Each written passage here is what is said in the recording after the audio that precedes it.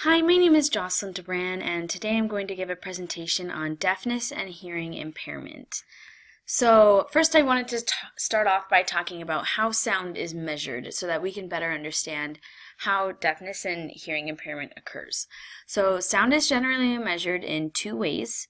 The first way is loudness and intensity, which is measured in decibels, and the second way is frequency and pitch, which is measured in hertz.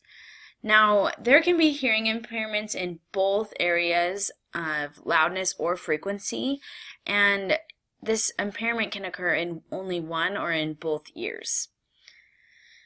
And typically, hearing loss is described as either mild, moderate, severe, or profound. It's important to note that generally only children whose hearing loss is greater than 90 decibels are considered deaf or profoundly impaired. And so I just wanted to briefly show a video of what hearing loss sounds like. When sunlight strikes rain. Sorry about that. Basically what they're going to do is read a sentence over and over again, but apply a filter that makes it sound like what it would sound like if you had that certain hearing problem. We'll start it over. Sunlight strikes raindrops in the air. They act like a prism and form a rainbow. The rainbow is a division of white light into many beautiful colors. These take the shape of a long round arch, with its path high above and its two ends apparently beyond the horizon. When sunlight strikes raindrops in the air, they act like a prism and form a rainbow. The rainbow is a division of white light into many beautiful colors. These take the shape of a long round arch, with its path high above and its two ends apparently beyond the horizon. When sunlight strikes raindrops in the air, they act like a prism and form a rainbow. The rainbow is a division of white light into many beautiful colors. These take the shape of a long round arch, with its path high above and its two ends apparently beyond the horizon. When sunlight strikes raindrops in the air, they act like a prism and form a rainbow. The rainbow is a division of white light into many beautiful colors. These take the shape of a long round arch, with its path high above and its two ends apparently beyond the horizon. When sunlight strikes raindrops in the air, they act like a prism and form a rainbow. The rainbow is a division of white light into many beautiful colors. These take the shape of a long round arch, with its path high above and its two ends apparently beyond the horizon. Perfect. So I really liked that because it was a good representation of how people with these hearing impairments can be affected, and it really helps me better understand when I'm teaching them what I can do to help them out. And so I just wanted to talk a little bit about the different types of hearing loss. There are 4 kinds. The first kind is conductive hearing loss, and this is caused by either disease or obstructions in the outer or middle ear. And up in the right-hand corner, there's a diagram of an ear so that it's easier for us to understand what parts of the ear are being damaged for the different types of hearing loss.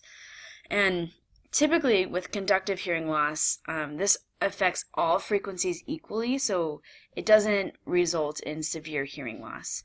The next kind of hearing loss is sensory neural hearing loss, and this results from damage to the delicate sensory hair cells of the inner ear or the nerves that supply it. This can range from mild to profound hearing loss because it often affects only certain frequencies more than others. The next kind is a mixed hearing loss, which occurs when there's a mixture of both conductive hearing loss and sensory neural hearing loss. And this obviously occurs when there's damage to the outer or middle ear as well as the inner ear. And then finally, the last kind is central hearing loss, which results from damage or impairment to the nerves or nuclei of the central nervous system, either in the pathways of the brain or in the brain itself. The causes of hearing loss and deafness generally comes in 2 ways.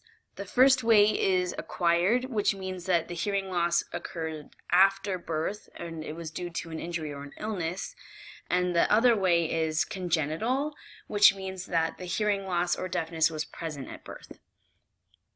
So we're going to talk about each of these in detail. First, acquired hearing loss. The most common cause for acquired hearing loss is exposure to noise. And some other causes include buildup of fluid behind the eardrum, ear infections, childhood diseases such as mumps, measles, or chickenpox, and then head trauma. And then for congenital hearing loss or deafness, some causes are family history of hearing loss or deafness, infections during pregnancy such as rubella, and complications during pregnancy such as an Rh factor or maternal diabetes or toxicity. So, in order to recognize the signs of hearing loss, it's important to pay attention to the way the child is acting. One thing to notice is that if the child is not responding consistently to sounds that would startle a person, typically, because if they aren't responding, it's something to clue you in that they might have a hearing problem. Another thing to notice is if they don't respond when you call his or her name. The other thing is, another way to recognize hearing loss is if they ask for things to be repeated often or says, huh, frequently. Another way to recognize it is if the child is delayed in developing speech or has unclear speech. And finally, a last way is if the child consistently turns up the volume loud on a TV or another electronic device because they can't hear it. And to transition into how we as teachers can help these students, I just wanted to give a little bit of background into how deafness and hearing impairment are incorporated into the Individuals with Disability Act, which is also known as IDEA. It defines which disabilities qualify for a free appropriate public education, and which is abbreviated FAPE. Under IDEA, both deafness and hearing impairment qualify for FAPE. However, these two disabilities are defined separately because while they are similar, there are some significant differences as well. So I'll define each of those. First, hearing impairment. Under IDEA, hearing impairment is defined as an impairment in hearing, whether permanent or fluctuating, that adversely affects a child's educational performance, but is not included under the definition of deafness. And then deafness is defined under IDEA as a hearing impairment so severe that a child is impaired in processing linguistic information through hearing, with or without amplification, that adversely affects a child's educational performance.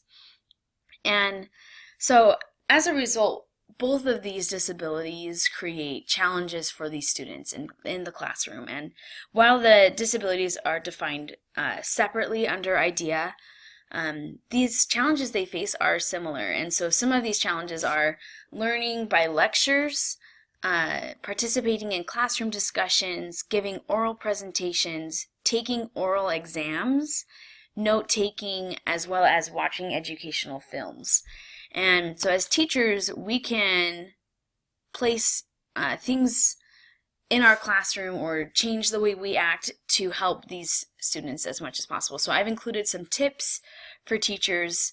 The first one is allowing the student to receive help from a note taker, like a peer in class, or another option is to print out notes for the student so that they can focus on what we as teachers are saying during the lecture.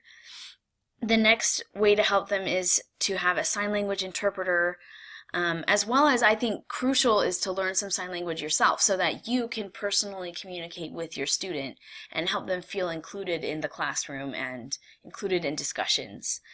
Another way is to place the student at the front of the classroom to help them lip read effectively, or in a semicircle to allow them to see you as well as their peers so that during transitions they know what is going on.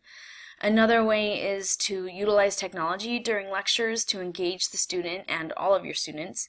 Some examples could be PowerPoint, an online quiz game, other technologies available, such as a microphone to amplify your voice so it's easier to be heard. Another way is to make sure to put captions on any video clips you play in class at all. And finally, giving the student opportunities to use assistive technology to communicate, such as a text-to-speech technology or things like that. It will help them communicate and to give oral presentations as well.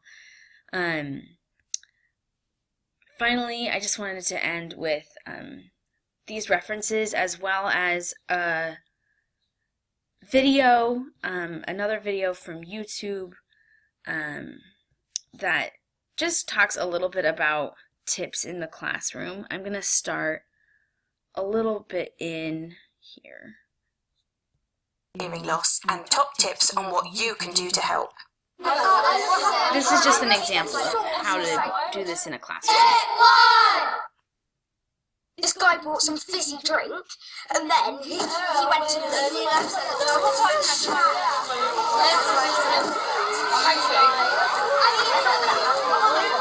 Close doors and windows and turn off any unused electrical equipment. And when he came back from the loo, he opened it and it sprayed everywhere, even on the people behind. Tip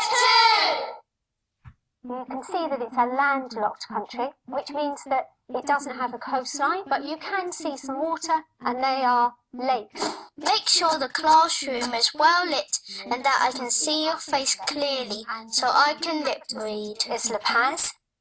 Tip 3! Aiden! Aiden! I've called your name 3 times.